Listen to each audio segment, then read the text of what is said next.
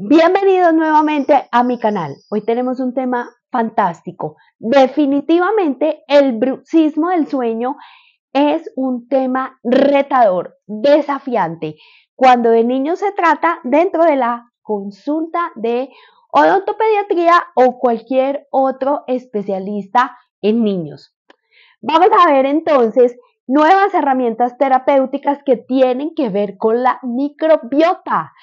Sabemos que el bruxismo del sueño está ligado profundamente a neurotransmisores como la serotonina y la dopamina.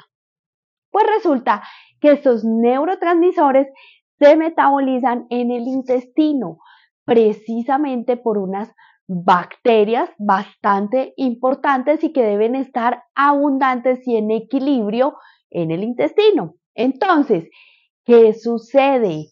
Pues resulta que nos quedamos cortos cuando tratamos solamente síntomas del bruxismo del sueño, como por ejemplo el desgaste dental, que a propósito no lo produce el bruxismo del sueño, sino otros factores ligados a ese bruxismo como el reflujo gastroesofágico, las obstrucciones respiratorias, etc.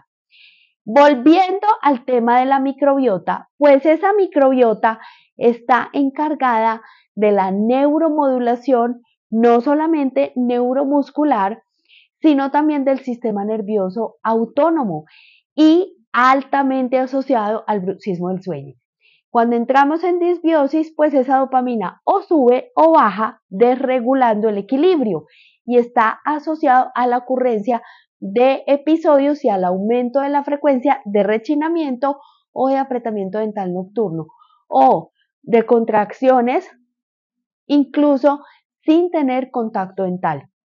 Entonces, si usamos, por ejemplo, probióticos de bifidobacterias o de Lactobacillus plantarium, podríamos estar hablando de una modulación de microbiota que nos ayude también a mejorar la homeostasis de esa microbiota y poder intervenir el bruxismo del sueño desde su origen y no solamente los síntomas. ¡Oh! Estas son nuevas herramientas terapéuticas y de intervención que tenemos a la mano en nuestra consulta. Y si a eso agregamos poder hacer algunas intervenciones en la dieta con prebióticos de tirosina, con tirosina y triptófano que alimenten esas bacterias que producen dopamina y serotonina, pues todavía mejor.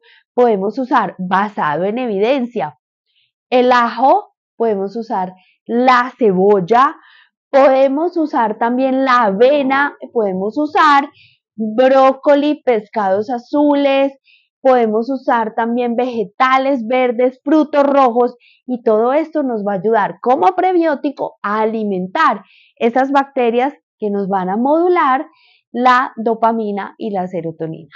Ahí les dejo. Son nuevos horizontes para el bruxismo del sueño en niños. Dale like, suscríbete y comparte este video.